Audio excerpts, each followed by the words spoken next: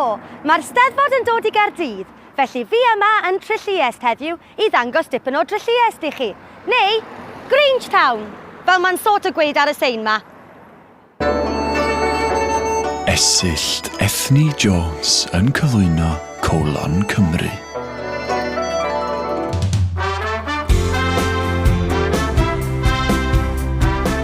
Mae GRANGETOWN yn enwog am...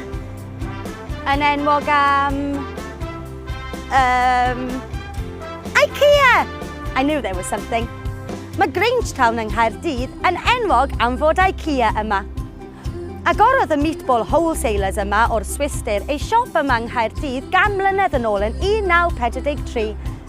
Mae trigolion GRANGETOWN neu'r bobl sy'n byw yn GRANGETOWN yn dod yma I brynu shelving, tatws, gwlau a gwyau I gyd yn flat-packed mewn bocsys gyda enwau gwirion fel Bjorn, Spoodle Vendiba a The Winner Takes It All. Mae GRANGETOWN yn beth sydd yn cael ei alw yn up and coming, neu currently shit. Y gair mawr sy'n cael ei ddefnyddio wrth drafod rhywle fel GRANGETOWN ydy gentrification. Dyma pryd ti'n cymryd rhywle sy'n llawn ruffians a fel derelict buildings a all of a sudden yn dechrau galw fo'n authentic neu'n llawn cymeriad. Wedyn, maen nhw'n rhoi grants I hipsters I agor coffee shops a boutiques I ddenu mwy o hipsters I fyw yna. Yn yr achos yma, beth mae gentrification yn ei olygu ydy bod llwyth o young professionals sy'n siarad Cymraeg wedi symud yma.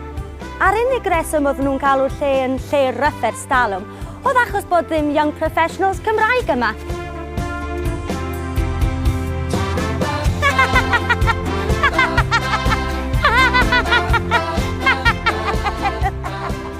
Mae llwyth o sêr, celebs ac enwogion wedi ei geni a magu a tyfu danedd a crio a dysgu cerdded a siarad a mynd i'r ysgol a dysgu darllen a pasio exams a cholli virginity a dysgu dreifo a chwbl mewn cariad a phriodi a chael plant a chael profedigaethau a marw neu adael GRANGETOWN.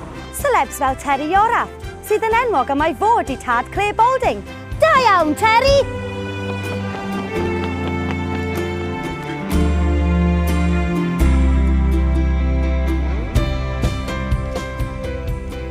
Talwm, pan oedd llywodraethau'n darparu I bobl Cymru, roedd Caerdydd yn llawn trams. Trams yn bob man.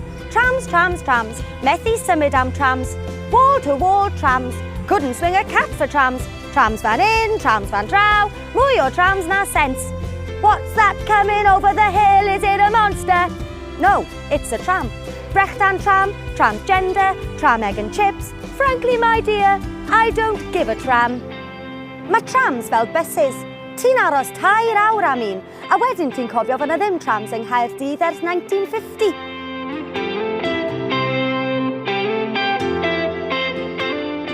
Mae'r tŷ lle roedd y trams ar fydd byw erbyn hyn yn rhywle o'r enw Tram Shed, sydd fel shed ond heb trams, a music yn lle trams, a bar staff yn lle trams, a'r music a'r arts yn lle trams. I don't know, I've never been there. I miss trams. I am the king of the trams!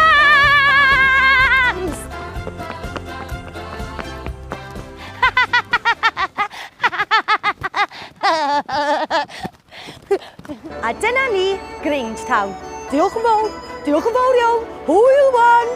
Gadewch I ni wybod os ych chi erioed wedi bod I GRANGETOWN yn y sylwadau. Fi am fynd I dafarn lle mae chydig o'r staff yn siarad Cymraeg a gwasgu'n hynna'n mewn i'r gymuned a pwsio'r locals allan. Achos, cyn I chi fynd, dyma rhagor o fideos efo fi a pobl eraill o rybys. Gwasgwch y logo I dan sgrifio I, Sianel Hans, dwi'n fod i'r rybys na dw.